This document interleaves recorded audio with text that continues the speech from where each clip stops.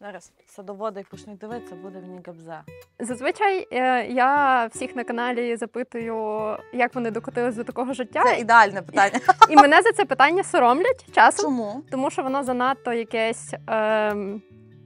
я не можу пояснити, але часом мене за нього соромлять. А я навпаки, я якраз на твій канал і підкупилась під це питання. Першочергово мені десь вибило, типу, по рекомендаціях було, якось так в Ютубі вибивало.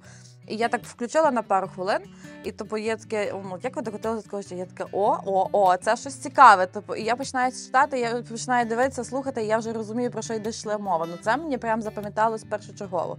І навіть коли я вже розказую, що от ти маєш приїхати, то я кажу, що от приїде дівчина, яка буде, перше в неї круте питання, як ти докотилась до такого життя в селі? Привіт, я Іванка, і я розповідаю історії людей, які зробили свідомий вибір жити ближче до природи. А ще нормалізую життя та розвиток в селах та маленьких містах. Зараз жовтень, я на Івано-Франківщині, на рівнинній частині. Приїхала в гості до Іри, Михайла та Захарка. Ви вже мене надто добре знаєте, аби я тут переповідала спойлери, що буде у відео. Просто дивіться цей випуск як кіно. Кіно про вибір між Парижем та селом. Часом смішне, часом сумне, але життєстверне. Кіно про вибір любити та захищати своє. Підписуйтесь на канал, ставте подобайку. І давайте вже дивитись. Так, легенько взяли яблуко, прокрутили і воно відривається. Давай. Ну так хресний тебе вчив чи ні? То і він мене вчив так само. Яблука не кидати. Ой, вот они, тут видок. Всі яблука зриваємо. Мам, Ага. а вот таке нам не треба. Треба. Молодець, клади.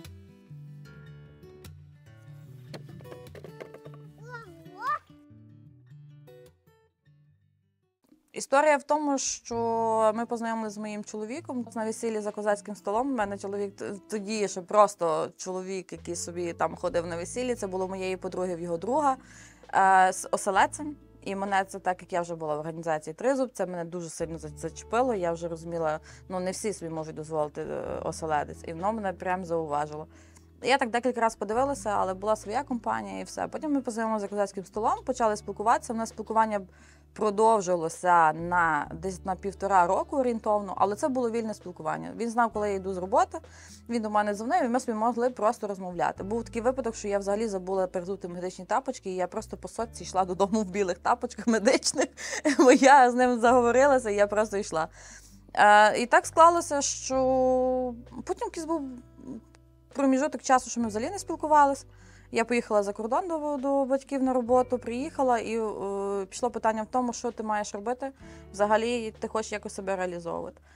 А він їхав в Чехію і на автовокзалі. Я кажу, ти у Франківську? Він каже, так, кажу, я під'їду, вас провожу. То він був і на сьогоднішній день кум, то його друг. І так склалося, що от він мене закликав на бік, ми сіли на вокзалі, у мене серце, ми сіли на вокзалі, він мене так взяв за руку і каже, скажи, будь ласка, ти би не хотіла, аби ми з тобою зустрічалися? Чи ти би була не проти? Я так на нього подивилась, кажу, слухай, ти їдеш на рік в Чехію, як ти собі це уявляєш? Я їду додому, а я розумію, що це, оце. От воно відбувається, це якийсь такий зв'язок.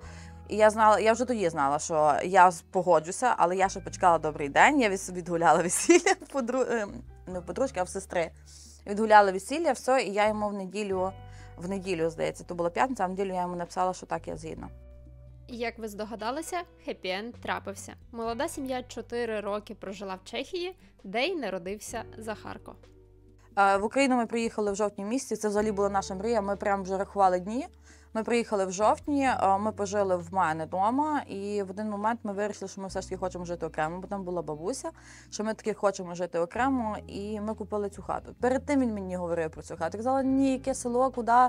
Але так склалося, що ми потім побачили, що все ж таки, що двоє дорослих людей, і сім'я все ж таки має бути окремо. І ми переїхали сюди. Це був грудень перед Миколаєм, я пам'ятаю, грудень місяць. І вже в лютому почалася війна. взагалі, коли переїжджали в село, я їхала за чоловіком в село, і мені теж було страшно, бо я не розуміла, що в ньому робити, і я от цього боялася.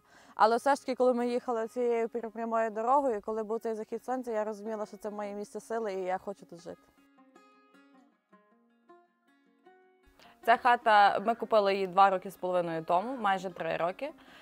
Вона була в такому ж стані, так як є, просто все було, стіни були сині, низ був обгорівший, пластикових дверей не було, вікон не було. Води не було проведеної, воду проводилося повністю. Ми зараз знаходимося в коридорі. В загальному на початку тут не було цих дверей, вони спеціально зі склом для того, щоб тут було світло, тому що я розуміла, що я хочу зимою, щоб я могла готувати. Тут є міні-кухня, і відповідно ми зробили перегородку подальше і почали робити ванну. Була залита стяжка і більше нічого, і голі стіни. Зимою ми живемо тут. Коли весною починає теплішати, ми переходимо в літню кухню і ми вже там. Взагалі, для моєї сторони родини, з моєї сторони, то всі були в шоці, що я знову переїхала в село. Яке село? Про що ти говориш? Це неможливо. Ти у Франківську, ти завідуюча була в аптеці, в тебе там прям все є. Для чого тобі щось, для чого тобі взагалі село? Село – це дуже важко, ти це знаєш і пам'ятаєш. Але в мене мій чоловік – це прям такий собі для мене ідеал, і який я знала, що в селі я з ним не пропаду.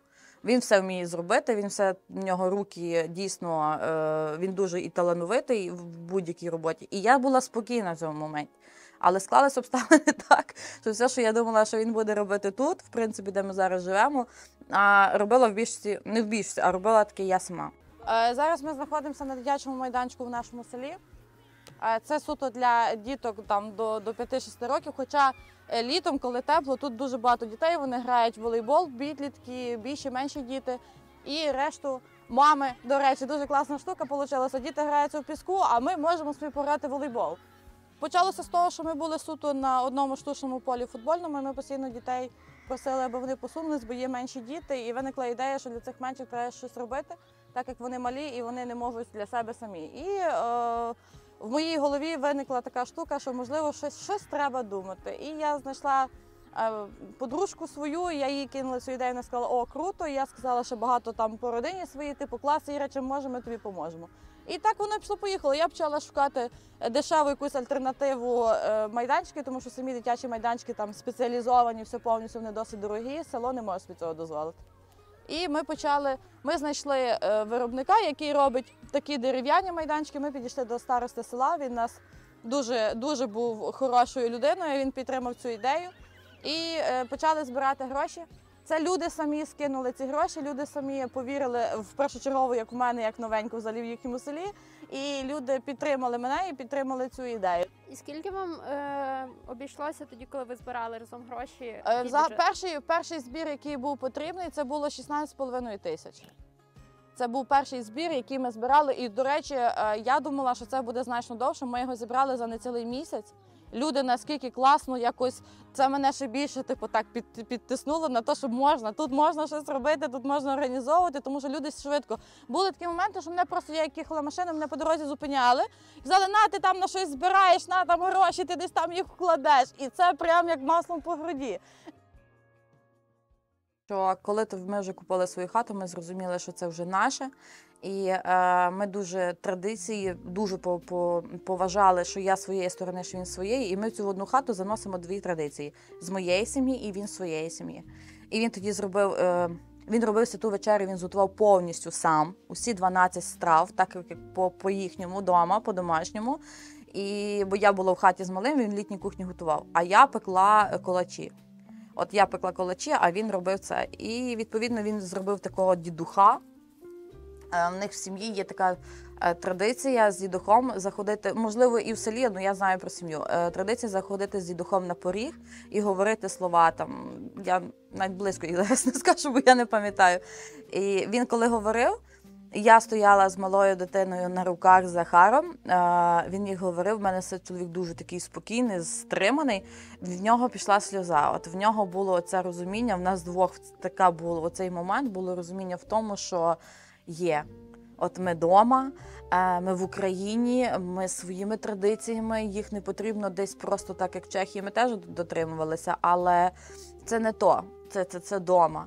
І коли навіть священник ходив вже потім кропити хату, коли тут теж було такі, то це було все на своєму. І ти кожен раз ти ловив, ти прям хапав цей момент, і ти ним просто насолоджувався. І тоді було зрозуміло, що ти в себе вдома. Це було круто. Кімнати були стандартного кольору, ця була така прям персикова, та кімната була синя, голубого, такого яркого голубого кольору. Звісно, ми коли сюди зайшли, тільки то я сказала, що все, тут буде все біле, я це знала точно. Чоловік так реагував на це, типу, біле, так як в лікарні, ну для нього це не було дуже зрозумілим. Тюлі, штори були ці такі ще такі... хвильками такими пошитими. З однієї сторони, то було класно, тому що людина, яка тут жила, жінка, яка тут жила, вона рукодільниця, вона це все сама для себе робила, вона це все вміла зробити, і це як цінувалося. Але так як приїхали нові газди, нова газдині, хотілося щось прямо свого, і відповідно це все просто знялося. Стеля нам залишилася, стеля гіпсокартону, вона вже була тут в кімнаті, в хатах, і стіни перемальовувалися. Тут ще стояла кухня, велика, ну вона була прям ось так як плитка, вона була така звідси, сюди велика кухня, і тут ще плюс що варилося, то на початку ми як тільки заїхали, а ми сюди заїхали зимою, то на початку ми дійсно тут гріли воду, ми там щось чи каву зробити, чи навіть каву зварити, ми тут варили каву в хаті. Потім час від часу чоловік варив у літній кухні. Тут стояв такий кухонний, оцей же кухонний стіл, бо я сказала, що я з маленькою дитиною в літню кухню бігати не буду. І я тут якісь базові речі, я вже догрівала їсти або щось більш-менш таке готувала, це було тут. Диван був такий, ще ця така книжечка старий, я віддала сестрі чоловіка. Він там стояв, отак, в принципі, ми тут жили. Тому що зимою ця кімната опалювалася дровами, тут було тепло і ми були тут втрьох. Та кімната була більш холодніша, ми туди, вдень може було бути, але переважно це була перша кімната, в якій ми були. Я пам'ятаю, тільки я проснулася, я подивилася в телефоні, моя мама на вайбері пише, у вас війна, так як вона за кордоном. І я з хати біжу в літню кухню і кажу, Міш, війна почалась. А він так спокійно стоїть коло плитки, мішає каву, що варить, і каже, я знаю, все, більше нічого не було. І мої батьки сказали, що, слава Богу, у тебе є дитина, ти нікуди не попрешся. А за нього ми всі прекрасно розуміли, що все рівно ми надіялися, що може ні, тому що є сім'я вже, є вже дитина, можливо, він не буде це робити.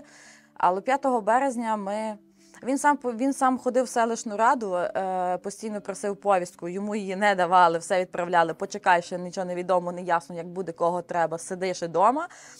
Він зрозумів, що там його просто стримують, він почав їхати вже в район. Він вже почав туди їхати, він вже почав там питати. Ну і, звісно, йому там зразу же, він пішов як добровольцем, йому там зразу дали добро, тобто повістку, ці всі моменти. І 5 березня я сказала, що якщо ти їдеш, я не хотіла їхати за кордон зовсім, я сказала, якщо ти йдеш на війну, я не знаю, як тут бути, я сама є села, як людей взагалі майже кого не знала, тільки родину, я їду тоді до батьків за кордон. І 5 березня він мене відвіз на автобус. В нього в машині вже стояли речі в армію, в принципі. І все, і 5 березня ми роз'їхалися. З 5 березня по 27 червня 22-го року, то вони воювали, вони були в різних точках. І у 27 червня прийшло повідомлення, що він пропав. 29-го я виїхала з Парижу, і я вже була тут.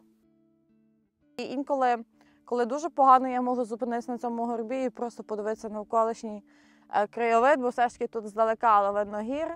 І тут дуже класно, як і хмарно, і коли туман, і коли сонце в будь-яку пору року, в принципі.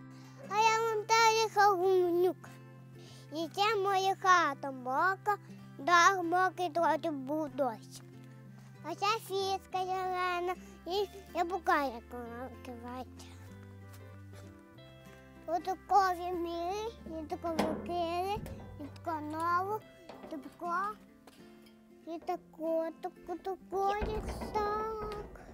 і тако.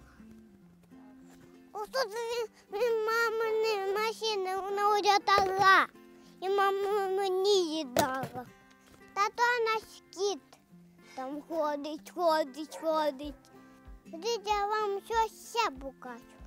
Оце мамині кіти, оце лозова, а це ковигнула, а це біла, а це жовта. Тут знаходиться у нас літня кухня. Ну, літня, напевно, через те, що більшість її використовують влітку. Мені здається, що колись так і було, бо потім була пічка в хаті і там всі варили в хаті. Зараз це йде літня кухня. Тут є газ, тут є вода, ми на це приїхали, вона досить була доглянутою. Тут уся система води, бойлер для теплої води. З техніки ми маємо посудомиючну машинку. Для мене це не розкіш, для мене це необхідність, так як я постійно з дитиною сама. І щоб встигати навіть хоча б якісь домашні роботи робити, то це моя техпрацівниця, в принципі, як така, бо я без неї, в принципі, не справляюся. До речі, Захар ще має обов'язок з неї витягати, коли вона помиє. Це вже в 4 роки, він має такий свій обов'язок мені допомагати, тому що ми двоє живемо і воно має бути. Є раковина, газова плитка, духовка, меблі, ну і опалюється конвектором зимою. І якщо вже дуже сильні холода, ми маємо таку класну пічку на кут, вона була ще до цього, вона була тут, тільки ми нею користуємося дуже рідко, так як зазвичай ми вже зимою ми в хаті, там є оцей незначний невеликий кухонний набір, і ми там їмо і готуємо, в принципі, їсти. Чому ти повернулася в село? В тебе є квартира в Івано-Франківську. Так. Ти могла жити в Парижі. Могла. Ти, в принципі, в Чехію могла, певно, повернутися. Спокійно. Чому ти поїхала сюди? Чому? Тому що це наше місце. Перше, по-друге, тут є частка території, яку чоловік свого часу дуже сильно про неї мріяв, і він завжди хотів в неї вкладати цю душу і свою силу. Там був закладений вже сад, на той час, що були свині в'єтнамці, смородина. І я розуміла, що село – це найкраще, тому що ковід показав в той час, ще перед цим, ковід показав, що в селі виживають, в селі простіше, і в мене на руках мала дитина. І я знала, що його родина, яка тут в селі, вони мені допоможуть з цим. У Франківську я би була повністю сама, і мені би треба було ще більше якимось чином витягувати війну, коли ракети літають, ну це не так легко, не так морально в принципі. Тому я вирішила, що це село точно буде. Що ще не помінялося, це міжкімнатні двері, і в першу кімнату, і сюди. З однієї сторони, мені подобається таке, але я не розумію, що я ще з цим хочу зробити, я ще в роздумах. Одне єдине, що так був жовтий, такий вже білий став жовтим кольором, і я просто помалювала білою фарбою. Хоча це все треба реставрувати, знімати стару фарбу, в мене на це не було часу. Мені потрібно було бігом, косметично, бо треба було якось тут жити. А вже якісь такі моменти будуть дороблятися з часом. Ця кімната взагалі розрахована і планована як дитяча кімната. Це кімната Захарка. А він тут живе, і я з ним теж, я з ним тут сплю, але там все решту в тій першій кімнаті. Ну, ось так вона, в принципі, виглядає. Що тут мінялося? Тут нічого особо не помінялося теж. Ні, тут був такий великий царок, я його забрала, я його хочу теж реставрувати, тільки я ще не знаю, куди, що він поки що стоїть в стодолі. Тут був здоровий царок, тут були сині, ще видно. Тому Що таке цар? Царок – це така тумба, і плюс ще є полки скляні, де складалися хрустальні або взагалі якась така скляна посуда, щось такого плану. У нас буфет, напевно. Буфет або царок, та. Царок я вперше чую, прикольно. А сервант, у нас ще сервант. Сервант. Є ще, тут, до речі, теж в округах кажуть сервант. І ми теж стіни повністю помалювали. Тут якраз є оцей п'єц, який йде один п'єц на другу кімнату. Забралися нові полки для Захарка, для всіх книжок літератури, бо я стараюся йому багато купляти книжок. Ну і вже всі... і шафа. Шафа куплена вже мною. Ця шафа і все. Вікна ми поміняли, це було зразу зроблено. Ну і вже більш такі меблі під прожиття. Прийнято вважати, що дівчині самій складно. Ну, я сама, в принципі, так і вважала. Я теж зараз задумуюсь про те, що я могла б купити якийсь дім. Але загалом, всі кажуть, я не можу переїхати в село, наприклад, тому що йде там сама.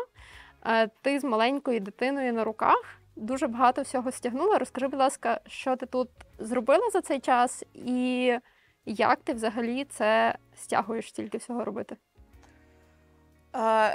Перша задача була взагалі, що робити в принципі, поставити якусь собі мету, чіткий розпорядок. Друга задача була в тому, що перших півроку, протягом мене вже як немає 2,5 роки чоловіка поки що вдома, і я жила по півроку. є літо і має бути зима. Значить, мені треба зробити умови більш-менш адекватні для того, щоб я могла пережити зиму. Зараз на зиму він би мав бути, і там вже далі будемо думати. Отак, такий був хід думок. І все. І тоді ти просто стаєш і працюєш. Чому не в місті? Ну, я не хотіла. Я розуміла, що це тут. І я собі просто сіла, зібравши всі емоції, вони просто відкинулися. Я сіла і почала думати, що робити. Я розуміла, що треба привезти воду першочергово. Я розуміла, у нас плани на цю хату були інакші, ми вже обговорювали взагалі, як би то мало виглядати. Але я набагато більше все скоротила. Ми там хотіли добудуватися, розширитися, щось такого. Я подумала, я зрозуміла, що я цього фізично не потягну і фінансово відповідно так само. Нам двом поки що стане. От прийде, тоді щось будемо говорити. Якщо зауважила, в першій кімнаті там є вікно на дорогу. От я то вікно спеціально не замурувала, хоча я це хотіла зробити, тому що він хотів продовжувати в ту сторону. Тобто, і воно так і стоїть, чекаючи на нього, що він має прийти, якщо він захоче, знаєш, ми будемо робити так, як він тоді хотів. Знаєш, на під, оця дирка, ну, вона стояла в коридорі. І каже мені, мій майстер, каже, Іра, дивися, що з цією диркою що ми робимо? Бо виходить тепло, все повністю, це не добре. Не в коридорі, а в ванні, треба обкладати плиткою. Я кажу, зашивай. Він каже, Іра, на під не попадеш. Я кажу, у нас проблема в ванні, вирішуємо поки що ванну, типу, знаєш, а в даху, тут дах припіднятий і є оці такі невеличкі віконечка.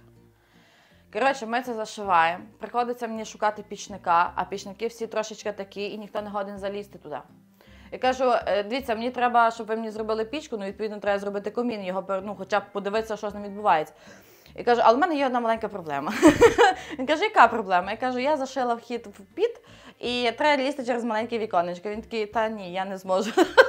Я довго шукала пічника через те, що я зашила дирку на під. І на початку, як я тільки приїхала, мені дуже багато допомагала його родина, чоловіка родина. Тут їх 6 в сім'ї. Сестра тут є в Україні, брат в Україні, він живе через город по сусідству родина чоловіка. І це був такий, як всі злетілися, оці так мурашки, не знаю, бджілки, от це просто всі так злетілися. І я стояла, я взагалі не розуміла, що мені робити, з котрого боку стати. Багато чого вони мені зробили, підказали, допомогли. Я не знала, коли мені садити цибулю на початку.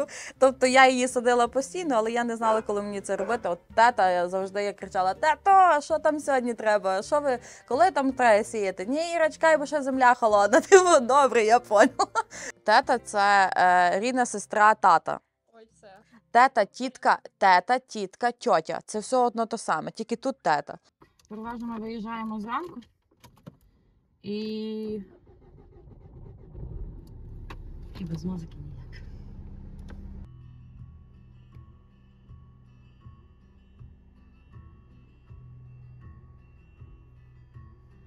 На мені все. На мені ведення будинку, ну, тобто елементарні речі – це продукти, дитина, сама якимось чином не забувати хоч поїсти, хоч якось, і плюс чоловіка територія. Перший, самий більший і незрозуміліший для мене був об'єкт – це територія чоловіка. Вони завели туди 5 в'єтнамців, 2 мангалів. Я по освіті провізор. Свині я бачила колись вдома, але я їх ніколи навіть не годувала. Дякуючи мамі, вона мене ніколи цього не заставляла робити. І я просто стала і розклала руки. Я не розуміла, з котрого боку стати. Я взагалі не розуміла, як себе з ними поводити.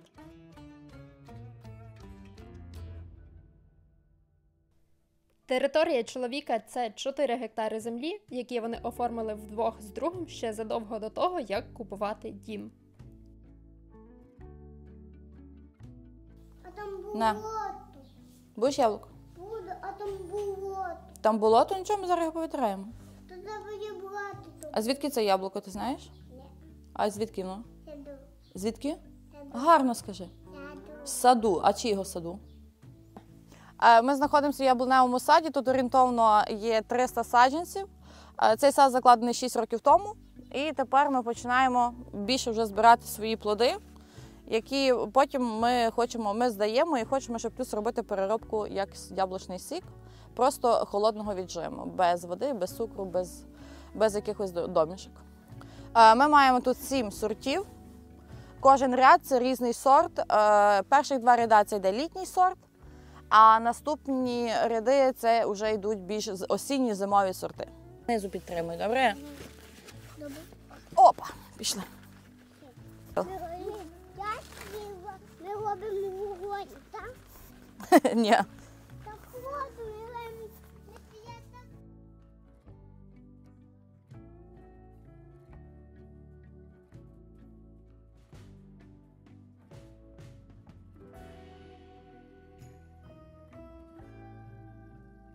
Ми з кумом двоє вирішили все ж таки попробувати, протестувати, як воно піде. І дійшли до того етапу, що от ми поставили цю будівлю, ми почали тестувати прес, і кум, відповідно, поїхав на війну, і я залишилась тут.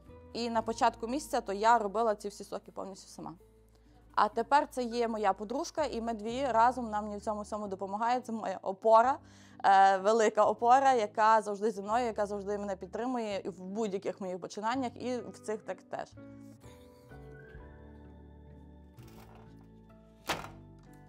Ось тако, більше ми не складемо, бо тут накладається тканина. Складається тканина, набирається жмих яблука.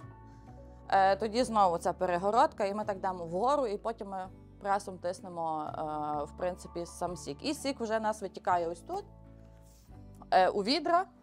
Сік витікає, тут даються два ситка, марля, щоб він був чистий. І, відповідно, вже потім воно йде в каструлю, там йде пастеризація до 85 градусів. Не має бути більше, тому що вбиваються всі вітаміни яблука. І тоді йде розливка. Це йде терка. Є 6 етапів. Зібрати, помити, натерти, витиснути, зварити, розлити. Та я бачу, ти з Захаром, коли він з тобою скрізь. Як Так. це відбувається? Як це відбувалося, коли він був менший? Це було легше, по-перше, тому що була головна задача – 2 рази в день спати і 5 разів в день дати їсти. Навіть якщо ти це береш в судочок і живеш цілий день в машині, це було зашибісь, тому що він мало що говорив, і він знав, що в машині не плакати, він мав спокійно говорити, це я теж навчила, ця поведінка в машині. Зараз в нас емоції, йому 4 роки, він нас феєрично розмовляє на кожному кроці, він не, тобто це зараз набагато складніше. Тоді було важче тільки в тому, що сонце, жара, і дитина все рівно спить в автокріслі. От так як маму, от воно все рівно мене чіпало. Але я розуміла, що якщо я зараз це не витягну, якщо я зараз це не зроблю, і я зупинюся, все. Тобто я більше впаду в цю депресію, я більше впаду у цю біду, в цьому, що відбувається, я в цьому буду більше варитися, і мені морально буде важко. Мені завжди треба було бігти вперед, завжди. І я так по сьогоднішній день, я наскільки привикла, як ти, до речі, зауважувала, що я бігаю, я не ходжу. В мене завжди чогось дуже багато. Знизу підтримуй. Знизу. Так, молодець. Підтримуй. Гоп, стоп. Так, посувайся, я заберу цей ящик. Так.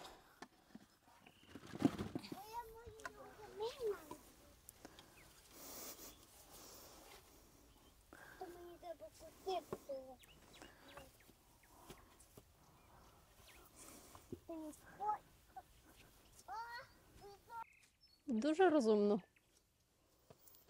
Знаєш чому? Я завжди кажу, що пристосуйся. Давай.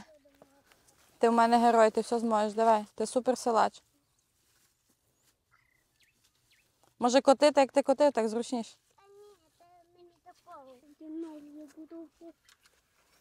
Все, поставив? Давай. Клади. Хто молодець? Я. Покажи силу. Покажи силу. Молодець.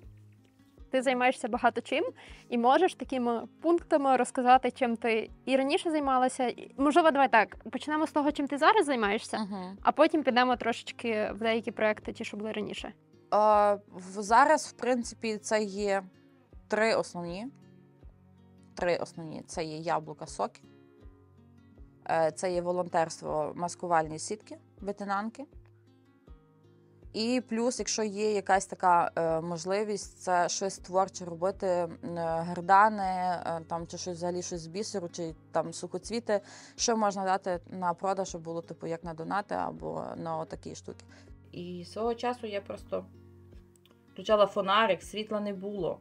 Світло виключали на кожному кроці. І дитина спить, я включала фонарик, і в мене тако, тут фонарик горів, з цієї сторони фонарик горів, і я так плела. І я тоді зрозуміла, що якщо я можу це робити при фонарику, то я спокійно це можу робити і при нормальних умовах, які би, в принципі, могли бути. Ось це взагалі, колись це робилося все ручна робота, це не є там штамповка. Тут через дорогу, до речі, жив сусід, який займався столярством, і він це все робив. Тому мені було дуже шкода викидати. Це проста фанера, вона була просто синього кольору. Відповідно, такого, куча років воно стояло, воно не було відновлено, нічого. І синій я, звісно, вже не хотіла, тому я помалювала в білий. Мені порадили взяти пульверизатор і ним малювати. Та я на стіні попробувала, але не на цій, а на зовсім іншій. Воно класно малює. І я сюди малювати, я пульверизатор ближче, а це потьоки. Я пульверизатор далі, а то далі поток. Коротше, це воно дуже гладке, і це просто тупо стікало, і взагалі нічого толком не фарбувалось. А почала я малювати в понеділок, рівно тиждень до Великодня. Паніка. Хата розкладена і нічого не робиться. Я давай дзвонити до кума, я давай дзвонити до хлопців. Кажу, хлопці, прийдіть, хоч подивіться, я вас прошу. Я не знаю, як це робити. Вони попробували, виявляється, що той пульверизатор, він був забитий, він був недобрий. Кажу, добре, я буду валіком. Бо з тої сторони хати я сама помалювала валіком, і я не переживала тим. А тут я хотіла прям дуже ідеально, взагалі я все вмію, я все знаю. Коротше, це такий був...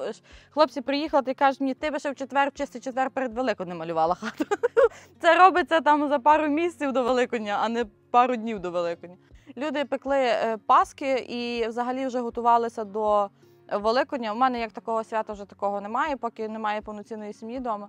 Я малювала вишиванку. Це у мене була реабілітація номер 1. Мені, якщо в таких випадках погано, я починаю або малювати, або щось створити своїми руками. Це йде такий 1 квадрат. І кожну клітиночку малювалося пензликом. Кожну. Чому? Тому що приліпити трафарет – окей, там малярська стрічка, все як має бути, але є один мінус в тому, що це не рівне. І коли ти хочеш валіком, воно відстає і заливається. І все, це не варіант. Того я брала просто пензлик і кожну клітинку я окремо малювала пензликом. Про маскувальні сітки. Ти ними займалася ще з 2014-го? Так. І от у мене таке практичне питання, як це у тебе відбувається зараз, тому що плести сітку – це дуже трудоємкий процес, потрібно багато людиногодин. Як в тебе зараз це організовано? Який ти знайшла найбільш оптимальний спосіб? Знаючи ось цей весь досвід плетіння сіток за ті часи, бо колись такими ветенанками не користувалася, я поставила задачу, що мені треба якось допомогти. І сітки я їх знаю, якщо щось треба знайти більш актуальніше, щоб могло бути значно швидше. Я познайомилася, я знала вже таку, як Тетяна Фраїшин з Франківська, громадська організація дружини воїнів. І я її попросила, що Таня, вони самі прям замовляють тканину, і вони самі вибивають. І я не маю, це велика апаратура, я була на неї запалила, все, я вже шукала, де її можна купити, але вийшло так, що це, вона каже, що там складний процес, і є просто готові в Києві, ще в Дніпрі є. Вони готові роблять ветенанки, такими невеликими кусками, це йде, якщо їх розкласти, це йде 1,5 метра на 10 метрів, і це йде такий 1 кусок. І тоді ми комунікуємо просто з військовими, який їм потрібний розмалюнок по погоді, по місцевості, і плюс, чи потрібно шито, чи потрібно їм просто відправити ці куски. Якщо їм підходять куски і вони мають можливість там зв'язати, наскільки їм треба, або розрізати, то це я просто замовляю, оплачую із Києва, паралельно вони зразу їду туди. А якщо потрібно під якусь техніку, у мене саму більшу сітку, яку я шила, це було 20 на 20 метрів, то я її шила вдома. У тих 2 кімнатушках це не може було стати нічого. Захар казав, мам, що знову? Я не маю де йти. Для нього це вже був треш просто. Тепер він гордиться, що він волонтер, але тоді то було не так. І це була сама більша сітка, яку я шила прямо сама, і потім просила тету, просила сусідів, аби допомогли мені її, в принципі, скласти, бо я не могла з нею справитися сама зовсім. Це 20 на 20, це величезне, такий, як подвір'я, величезний кусок. Зараз ми знаходимося в моїй альтанці. Це взагалі такий прям для мене великий простір творчий, за що я вдячна своїй мамі, тому що вона зробила мені великий подарок на моїх 30 років. От ми зранку, тут моя ранішня кава, тобто зранку я стою, я першим ділом йду в альтанку, я тут думаю, фантазую, творю, тут є багато моїх вазонків, яких я дуже сильно люблю. Також сухоцвіти, вони всохло все протягом літа тут, в альтанці.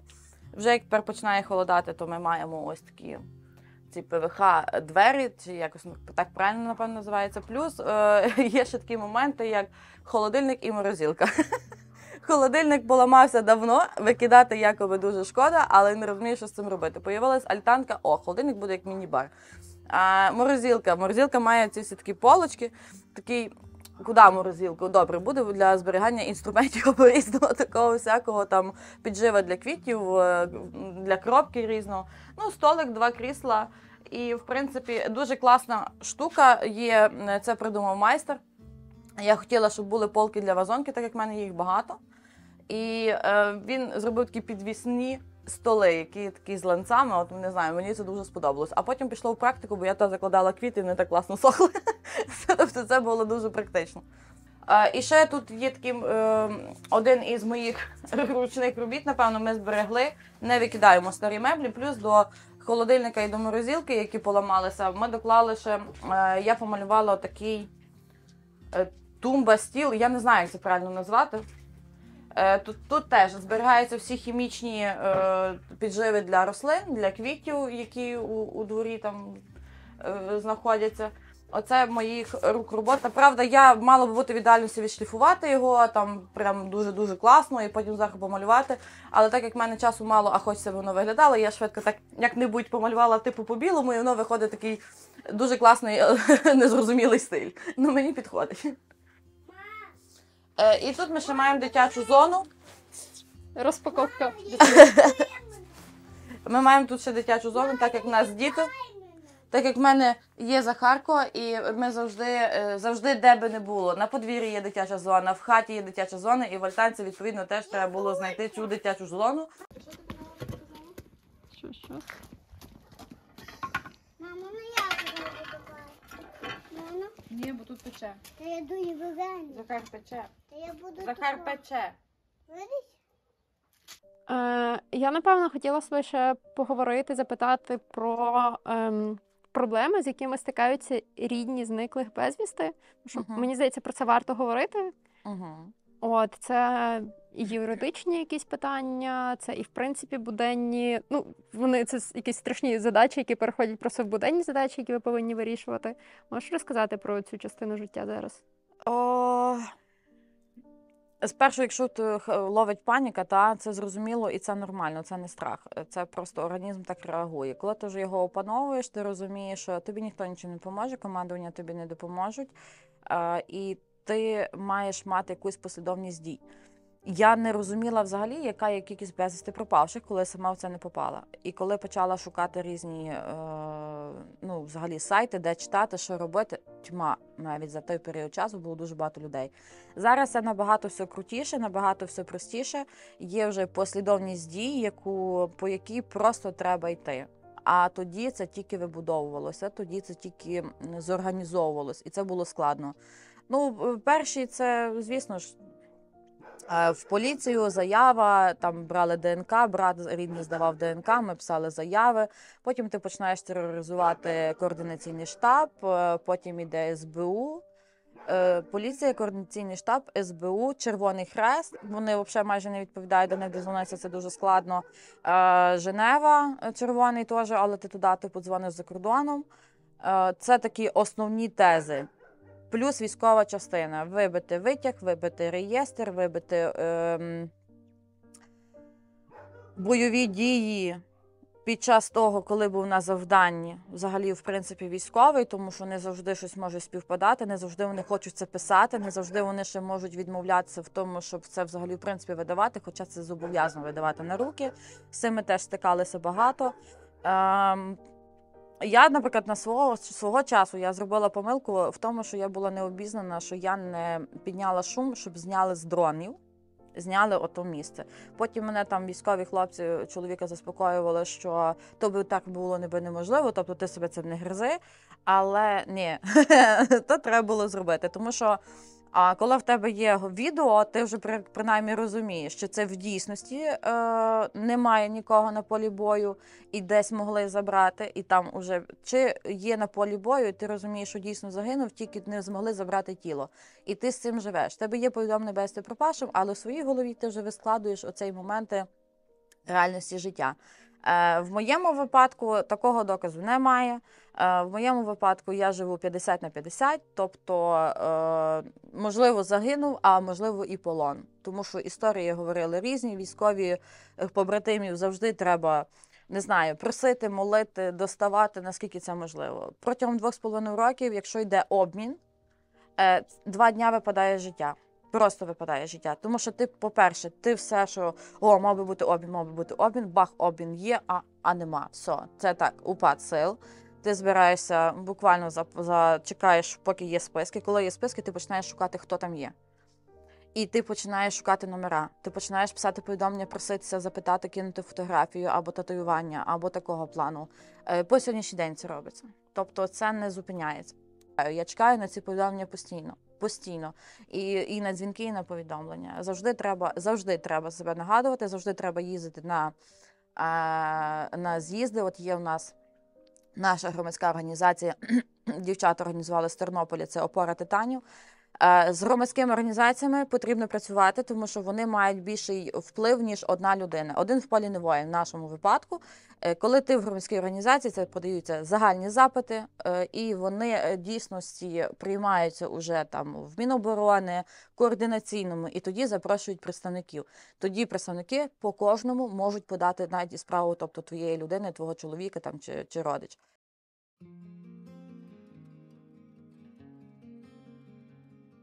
А також в літній кухні є такий собі куточок, так як я зрозуміла, що я хочу займатися чимось творчим, взагалі робити щось своїми руками. Того року зимою тут робилися свічки. Я думаю, що цього року теж будуть. І є сухоцвіт. Цей рік ми почали їх робити, я почала їх збирати, сушити. Сушиться в літній альтанці. А відповідно, щоб була підходяща температура, я переїхала в літню кухню. Це літня кухня по половині поділена, половину їмо, готуємо, половину це йде моя така творча атмосфера. З останнього, наприклад, що вийшло зробити, це ось такий тубус. Це йдуть наші колоски з наших полів, вони засушені мною, і розмальовка, оце все зроблено мною. Це буде йти на донати, точніше за донати від громадської організації, з якою ми почали співпрацювати, «Жуківчани разом до перемоги». Я дуже люблю квіти, і в більшості випадків ось гортензія моя. І пижмо, а пижмо – це взагалі класна історія, тому що я ходила по полях, люди в селі всі сапають, а я тягаю по таких високих травах свою дитину за собою і збираю квіти, того, що мені треба пижма, а я не знаю, де воно ще є в цьому селі. І я, коротше, ходила як приблуда, тільки голова рижа, знаєш, і між бур'янами мене було видно. Це така штука, яка запам'ятається. Ну і прапор – це наша громадська організація, це є «Опора титанів», яка займається, яка є підтримкою всіх рідних і разом до безвісти пропавших і полонених. У мене є план незабаром поїхати у Фінляндію, щоб пригнати машину для ЗСУ. Все знайти, придбати, оформити мені допоможуть Лемберг-волонтери, але гроші потрібно зібрати нам із вами. Банка та PayPal є в описі під відео. У цьому випуску нема рекламних інтеграцій, але давайте зробимо так, щоб цього разу ми найшвидше закрили збір. У нас війна, тут дуже багато людей воюють. У нас тільки навіть на ось цій вулиці мінімум 6 людей, які дійсно на війні, або є вже загинувші, які воюють, які пропавші. Тому це тепер питання номер 1.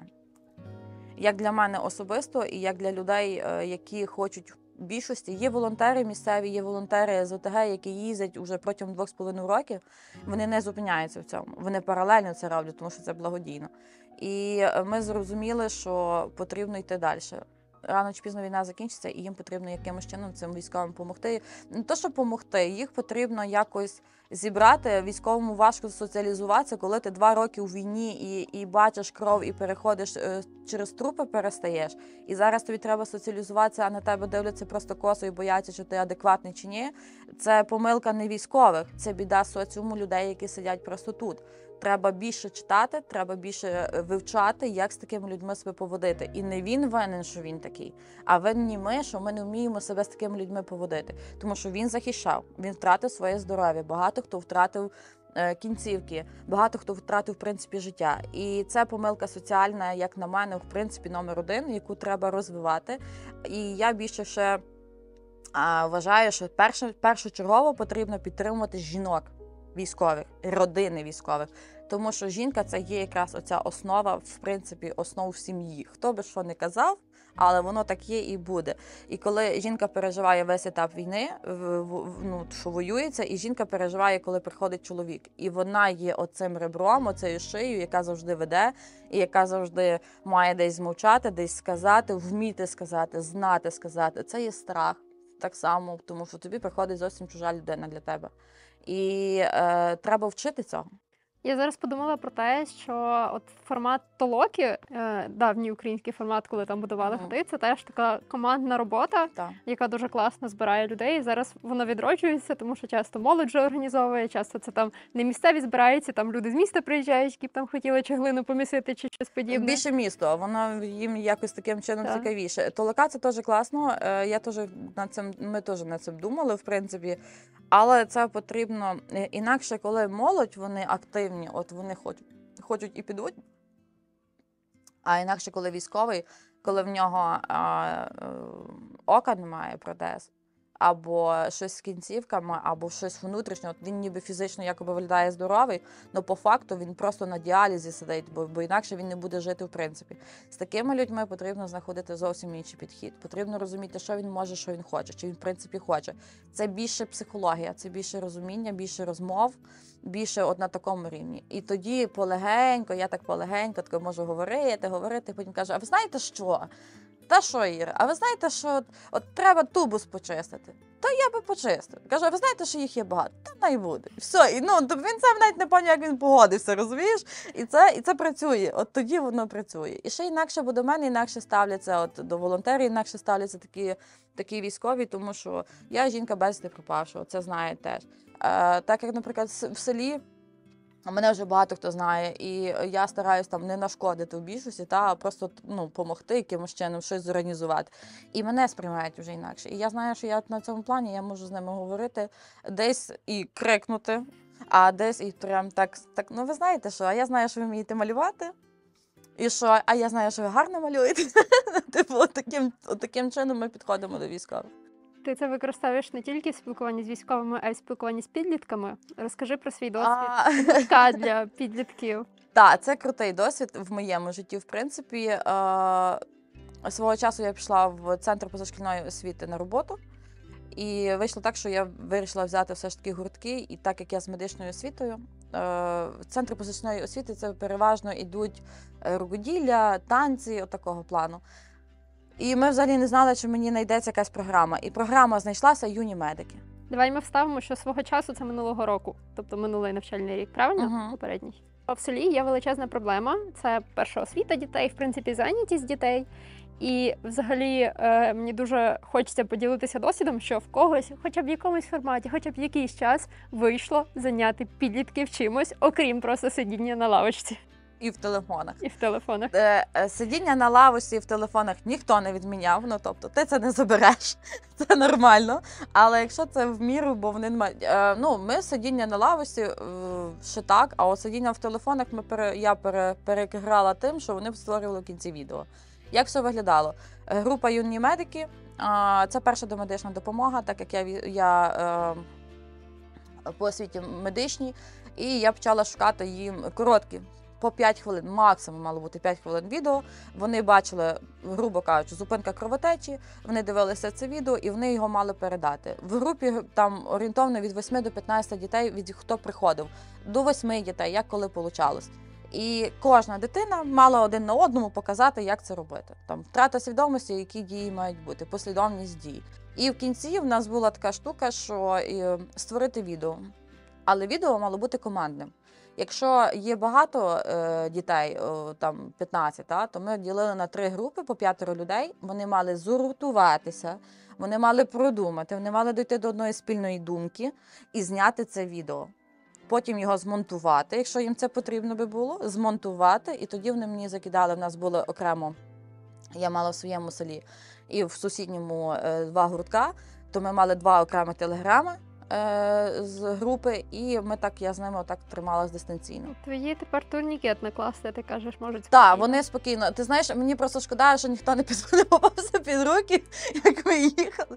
Мені здається, що якщо б я зараз такого зловила, тому що турнікет в мене в машині все рівно їздить. Він навчальний. Взагалі турнікети це що? Це на одноразову першу медичну допомогу, і коли кожен раз там всі вчаться, то це вже він не виконує свою правильну функцію, але для навчання це нормально. В нас була тема перелом, то я просила одного хірурга з Краматорська, він мені кидав фото рентгенів наших військових з переламаними кінцівками. Десь ще є рентген, де куля застрягла в тілі, і от я їм це все показувала, вони це бачили, все, це підлітки, це 7, 9 класи, це дорослі свідомі люди, це вже не діти, бо таким маленьким дітям це не особо покажеш. Вони подивилися, все, я кажу, ви знаєте, що це наших військових, які зараз в Краматорську хірургії, лежать. Що, ви серйозно? Ви це знайшли? Я кажу, ну так, це наших військових. А чого це так? А чого це так? І це завжди така йшла така оцінка. Ну і нам було весело. Не було цього сіли і слухайте. 5 хвилин, головне, аби ви запам'ятали, що по факту. А там далі що? Що робимо? Йдемо на двір, там, наприклад, йдемо на двір. Що будемо далі? Як ми маємо? Вони самі планували. Не було такого, що от я сказала і все. Головне, це не було російських слів, у нас було золоте правило. Це якщо хтось сказав хоча б там російське якесь слово, то це 20 присідань. Вони по сьогоднішній день, я знаю, що в школах практикують. Це перше було. Друге, це повага один до одного, ці штовхання, це все, я це не любила. І навіть якщо було так в школах, там привикли, що «Ей, ти чуєш, гей», в нас цього не мало бути. Це мало бути «Скажи, будь ласка», або хоча б, скажи, не мало цієї бути зверхності. Всі були рівні. Всі були на одному рівні. Я їм казала, мені все рівно, що відбувається в вашій школі, що відбувається в ваших класах, ви знаходитесь тут, і всі маємо бути на одному рівні. І вони чули, ми грали різні настільні ігри. От коли, ви знаєте, що щось так сьогодні не дуже, давайте щось друге. Я кажу, окей, давайте карти. Кажу, ні, стоп, карти не можна.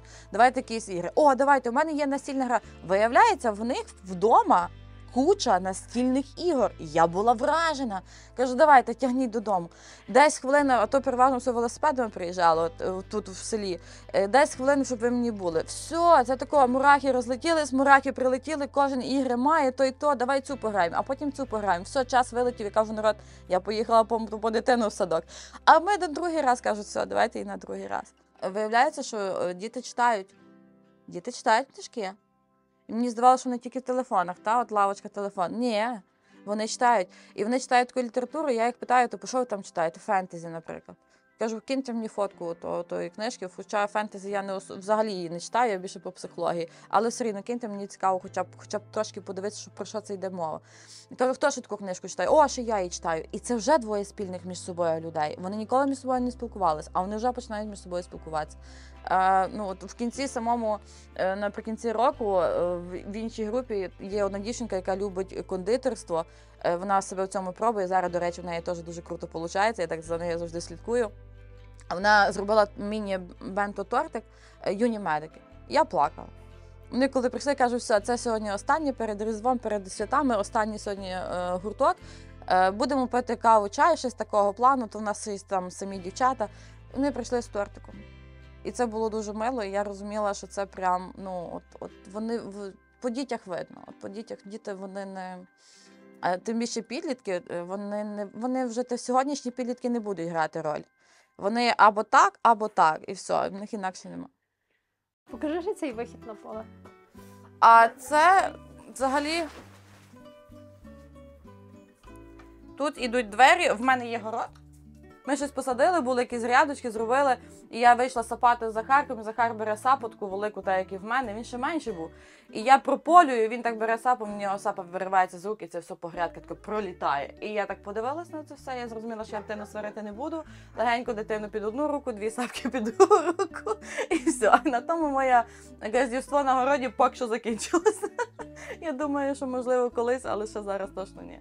Продуктами добре, тому що в нас тут є велика родина, в мене є прекрасна тета, рідний брат чоловіка, які в будь-який момент, подружка, який в будь-який момент мені треба 2 морквини, 5 картоплин, і мені вистачає ось так.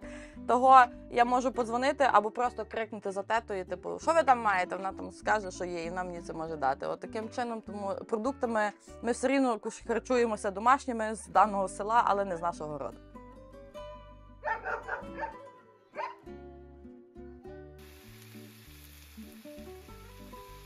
Ти опинилася в селі ситуативно? Тобто ти не така, от в мене є такі параметри, я вже собі буду шукати. І ти вже тут на місці, постфактум взяла те, що в тебе є, ресурс, який є, і почала щось робити, і робити в селі, там, майданчик, таке. Що б ти зараз, зі свого досвіду вже життя тут, на що б ти в першу чергу звертала увагу, якби зараз шукала, куди переїхати? Перше – це стан будинку, тобто фундамент, основа будинку – це є фундамент.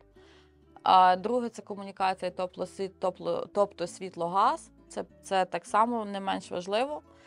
Дах, аби він не протікав, тому що ми попали в хорошу хату, тут були люди, які доглядали, які тут дійсно жили.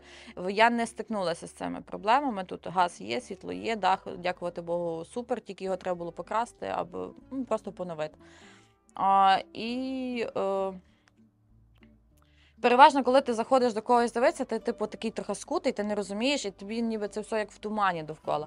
А просто реально зупинитися, от там, не знаю, закрити очі, відкрити і оглянути довкола. Якщо тобі подобається, що відбувається довкола, і тобі хоча б чуть-чуть десь візуально виглядає, що там щось буде моє, все, це вже твоє. Щось мені здається, що так. Тому що коли я прийшла на це подвір'я тільки дивитися, я вже знала, де тут будуть квіти рости. Я це розуміла в прекрасному моменті. Це була моя така. От чоловік знав, де буде стояти курятник, а я знала, де будуть квіти рости. І, ну, не знаю, більше, напевно, такого. А потім, вже якщо йдуть ремонти, то це вже на кожному. Головне – це проводка. Головне – це розетки, це оцей момент, тому що це є світло, і за ним треба бути уважним, і за ним, ну, я так вважаю, і я на це втратила немалі гроші. Уся проводка, вона використовувалася з кращих, і по сьогоднішнім методикам не один дріт на одну переноску, або там один дріт на декілька розеток, а на кожну розетку окремий дріт. Так це робиться за кордоном, і в принципі це йде. І є обов'язково лічильник, який типу є пробки, які вибиває кожна розетка. В разі якогось замкнення один вибив, і ти розумієш, що щось, тобто щось вже не так, ти починаєш шукати, в чому проблема. Так само це плюс в тому, що коли сильні грози, і вже тепер з цими проблемами світло перебивається, то вимикається просто в хаті, зразу рубильник вибиває, і я розумію, що загальний лічильник, я вже тоді біжу і виключаю. А так, то це велика безпека. На це гроші не економилось, прям не економилось. Я економила на фарбі, от на меблях, на чомусь такому, а на таких деталях я не економила зовсім. Бойлер теж ми не економили, і бойлер зроблений з заземленням. Це теж обов'язкове. У мене є 2 бойлера, один тут в ванні, один в літній кухні. То це там зробили заземлення, все повністю так, як має бути, за рахунок того, що це є безпека, щоб не було, не дай Бог, когось пожару. І то я ще думаю про громовідвід, бо в мене дах металевий. Я дуже боюся грому, це моя біда, грому, блискавки, це щось. Хоча я і в горах проживала, там просто жахи, коли якась така є штука, але це безпека першочергово. Того я цьому застерігаюся, і я ще думаю, що я ще громовідвід покладу десь, якийсь він буде. А розкажи зараз, як ви опалюєте?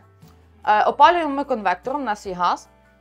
У нас є газ, у нас є світло, ми опалюємо конвектором, і я дуже мріяла опалювати пічкою, бо я хотіла бути, як і всі газдані сільські, і це для мене було щось.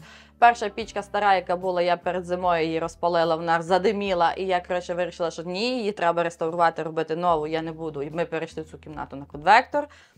Другу пічку ми зробили нову, і виявляється, що її засильно розпалилося, і кафель сьогоденнішній, він тріс по швах. Не там, де сильно розпалено, а просто по кутах. І, відповідно, все, стоп, стала гра, ми знову включили конвектор, і ми знову живемо з конвектором. Як буде цієї зими, я ще не знаю. По факту, ми би мали зараз кафель міняти, бо він тріснутий, а щоб міняти кафель, це треба повністю розбирати пічку. Відповідно, це знову новий ремонт, хоча б косметичний. Це повністю треба все витягати звідси, потім треба все перемальовувати, бо це сажа, і це великий обсяг роботи, який цього року я взагалі не планувала і навіть не знаю, чи на другий рік я взагалі його зроблю. Тому поки що у нас іде конвектор, нам двом цілком вистачає.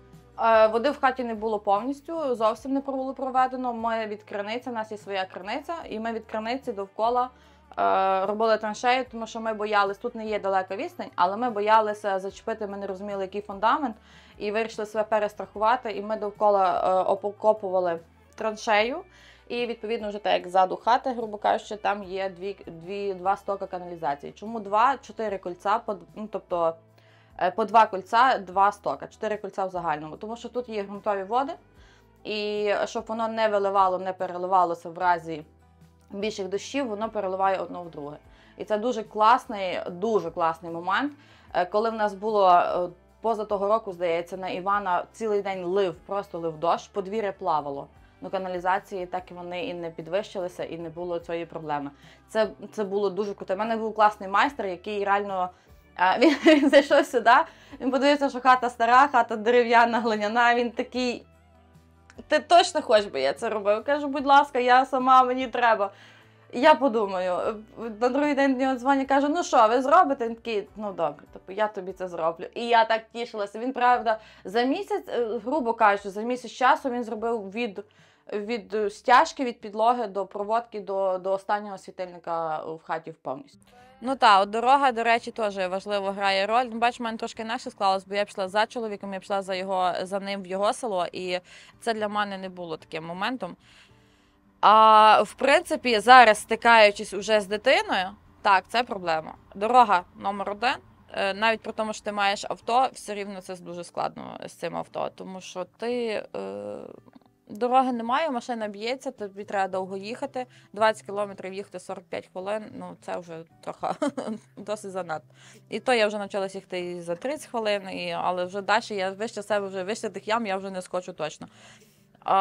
Проблема в тому, що діти не мають чим розвиватися. От я розумію, що, наприклад, якісь там спортивні секції, в нас цього взагалі, в принципі, немає. Якісь такі, як секції там плавання, то, що б я хотіла свого Захара задати, то цього немає. І що я страшенно дуже хочу, і я чомусь вірю в це, можливо, Всесвіт мене почує, я хочу пластуни. Я хочу пластунів. Зі свого досвіду далекого з організації Тризуб, коли ми їздили по вишколах, коли нас вчили лазити по перешкодах і розпалювати вогонь, оця загартованість, в принципі, людини, як на виживання, вона реально потім в житті дуже сильно допомагає. Вона дає тобі впевненість в собі. Людина стає більш впевнена в своїх силах. Коли людина впевнена в своїх силах, вона може йти далі. Так само я хочу своїй дитині і, в принципі, всім дітям на те, щоб в нас був табір.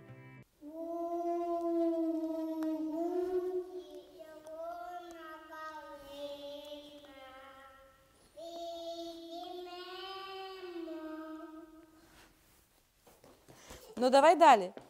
Чогось. Ну, давай. Наша славна Україна. Заспівай. Журилася. Давай. А метую. А можеш розказати, як ти уявляєш майбутнє села? Яким би ти мріяла його побачити, і що для цього потрібно, і чи це взагалі реально, тому що ти вже багато всього прощупала? Досить багато. Реально все. Якщо є бажання, реально все. Тобто немає такого, що нереально. Це моє переконання, це я собі таке знаю. Що я хочу? Перше, це задіяна молодь. Це обов'язково. тому що все ж таки ми були дискотеки, 94-й рік, там були і дискотеки. Нам ставало п'ятниця, субота вийти в дискотеку, і ти з понеділка по п'ятницю вчишся, бо в тебе виходу не було. Бо якщо в тебе якась не така оцінка, ти сидиш вдома. Тобто це було все дуже правильно. Діти в ковід, вони вже цього не знали, у війну тим більше. Це підлітки, це діти. І мені здається, що між дітьми це підлітки, перше. Діти ще так, а підлітки подають приклад меншим дітям. Менші беруть приклад старших. Треба спершу братися до підлітків, а потім вже до менших. І військові. Не тільки за того, що я вже дружина військового, а взагалі, в принципі, військові – це всі ми тепер. Це треба нарешті усвідомити. Коли ми це усвідомимо, тоді ми будемо з цим спокійно жити і будемо над цим працювати. Дякую тобі величезно за інтерв'ю. Угу. Ти дуже класно розказала, справді.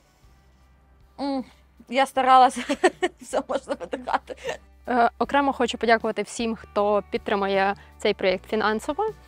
Дякую за ваші підписки та чайові на Basic Монобанку. І якщо хтось дивиться, хто хоче долучитися, але ще ні, то посилання буде в описі під відео, там все супер просто.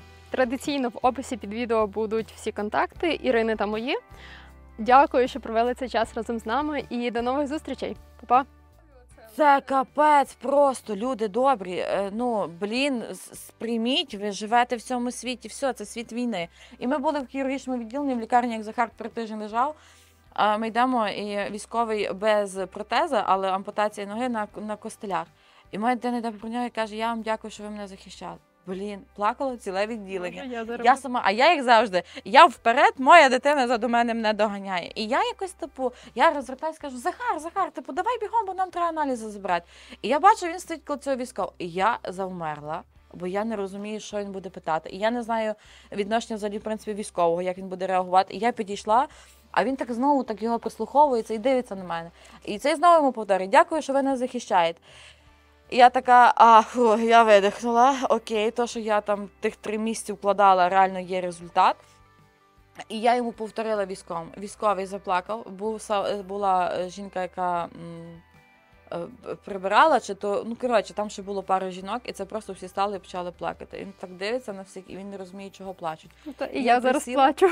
Так, я присіла, я цей етап вже просто цей момент прожила, я теж плакала. Я присіла і кажу, Захар, оце все, що ти бачиш, це сльози радості. Це радість, бо ти молодець. Ото, що я в тебе вкладала, ото, що я постійно вчила, ти це зробив. Дякую, мам, мені так приємно, кажу, і їм всім приємно. Ти все правильно зробив, і дядьку військовому приємно.